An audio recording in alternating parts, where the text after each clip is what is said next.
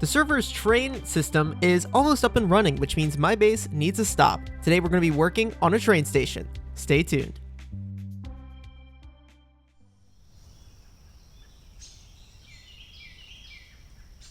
Hello everyone, it's jblader, and I'm glad to be back here on another episode on the OlympusCraft SMP. If you guys know me, I love doing a lot of building and a lot of landscaping, and that is what is on the docket for today. We're pretty late in the game, we've got a lot of resources to our disposal, a lot of tools, and now all we gotta do is build our immersive world. You can see the train tracks down here where they're going to meet up with Code. Code's been doing some digging, and I showcased these train tracks in another episode, but here's the problem.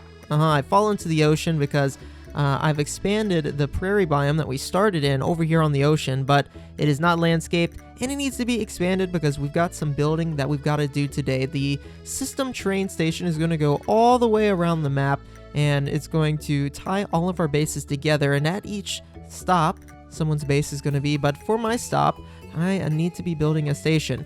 And the first thing to do is to expand some land that we can build on, that we can work with, and kind of immerse it into this custom biome here. There's going to need to be a lot of little detail added in, and we're not going to get to all of that today, but we're at least going to start by doing some landscaping to extend our base and extend the land. So here's a short time lapse of me just digging into my dirt supply and expanding a little bit of land for us to work with into this ocean biome and to the lush pillars that are in this biome, this kind of tropical ocean biome behind my base.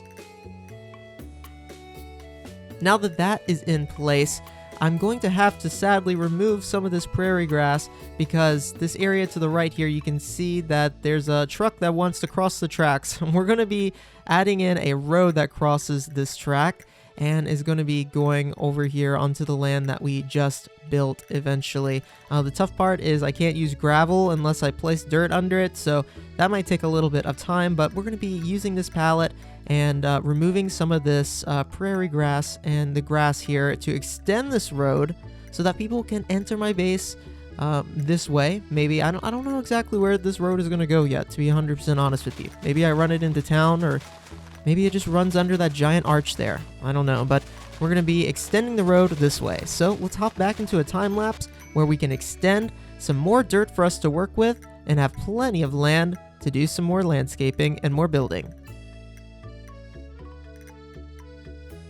There we go, a road going in here, giant road with cobblestone, stone, tough blocks, and then extending plenty of grass for us to build with out of this plains biome, out of the prairie biome.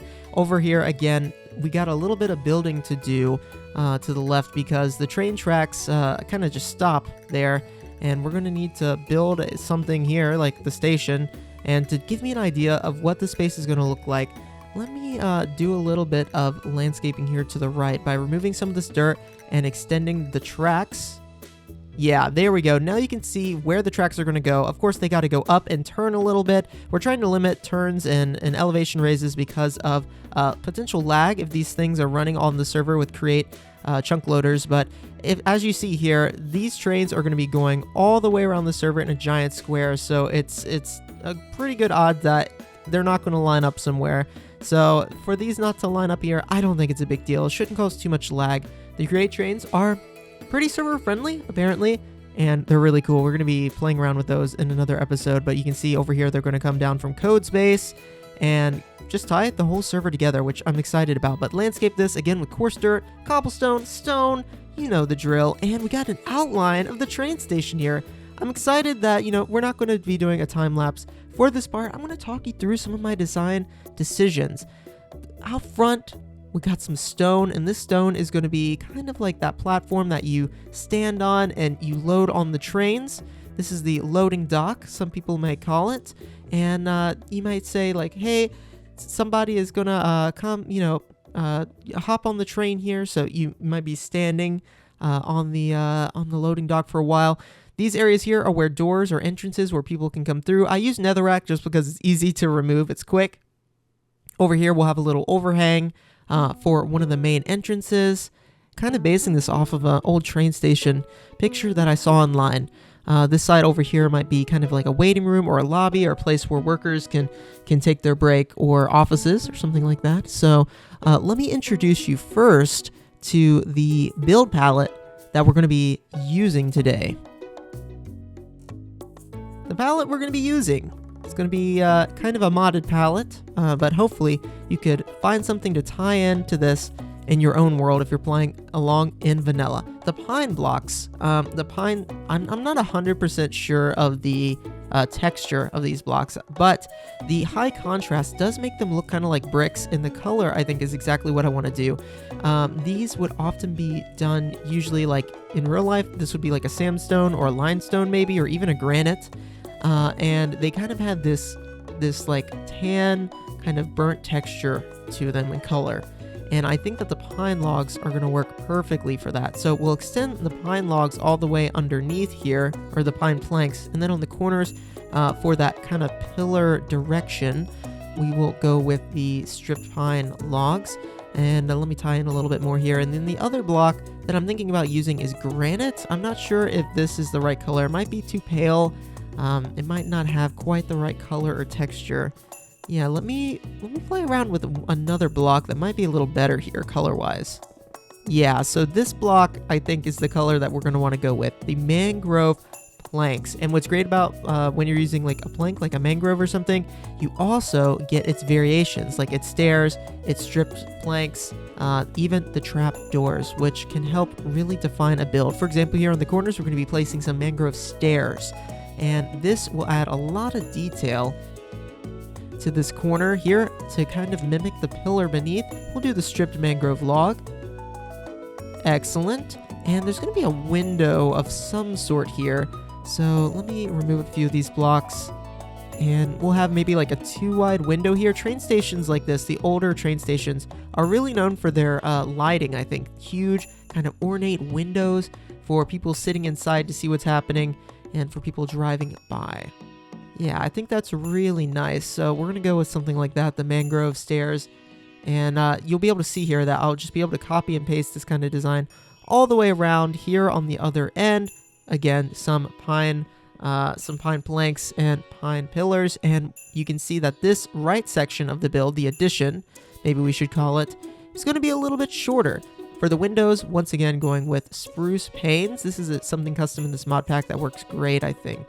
And these little spruce stair overhangs above the lintel of the window, I think, is a nice addition too. It helps, add a little bit more diversity and depth. So now that this portion on this right side is done, we'll be able to basically copy and paste it down here on this left side. This left original side, this non-addition, is going to be a little bit taller. So you'll notice the windows are going to be a little taller. And then we're going to kind of have a 45-degree angled roof, kind of tying everything together. So let me get to placing some blocks. So now you can see how this side, again, is kind of mimicking the same structure, but these windows are going to be a little bit taller. Aha! Now that we've got this stuff around the side, a really nice arch that is kind of very common in these types of architectural builds, and we've got a column out front holding everything on the overhang up, and now we just gotta really copy these walls all the way around using quartz stairs at the bottom of the windows for a little bit of pop of color and a little bit to break up the mangrove material. And you can see now clearly that there are two parts of the building, this back part where it's taller and this front part where it's shorter. This back part where it's taller is going to be like the original building, and the short part is the addition. So there's going to be two different heights of roofs. They're going to be at the same pitch though, but I think that this is going to really help define this build. A little bit more time has gone by, and now that the roof is coming in, I think you can see my vision. Loading bay out front with the mangrove planks on the side. Oh, so beautiful. The short windows here, and I'm going with willow stairs. Willow is something that's in this mod pack, but if you're playing in the base game, maybe try dark prismarine or something like that. Maybe even deep slate here could work. Around the side, more beautiful kind of tall arched windows, keeping with the shape of the building. And then here around the side, you can really see that other roof, how it is going to be taller. and it just adds to the dimension of the building. Of course, we could have made the building all the same height all the way around, but I think adding in a little bit of diversity in the window height can really help clear things up. So this is where that roof is going to be tying in to this other larger side. So let me place some more blocks, get some more roof in, and I'll come back once the main structure is done.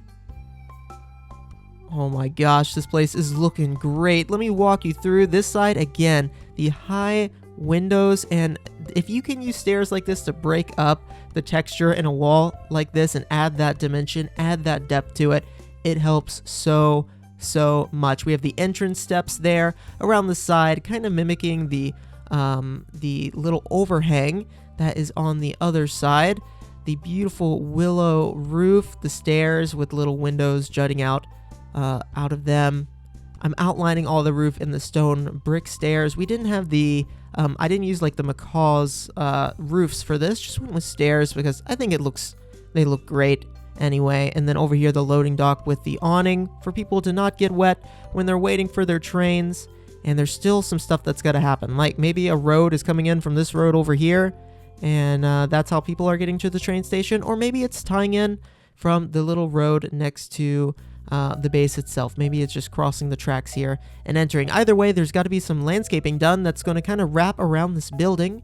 Maybe it's a place for people to unload all of their things and drop off their loved ones to get onto the train. The interior, of course, still needs to be done too, and you can't get away without adding greenery. I got to reintroduce the prairie grass and the different type of tree types back to this build. If you just build a building and plop it in a world without those little details, it is just not complete. So we're going to complete this with all those little details in the next episode. Thank each and every one of you guys so much for tuning in to check out the start of this build. I hope that me talking you through the process of me building has been informative and entertaining, and I will catch you guys on the next episode on the Olympus Craft SMP.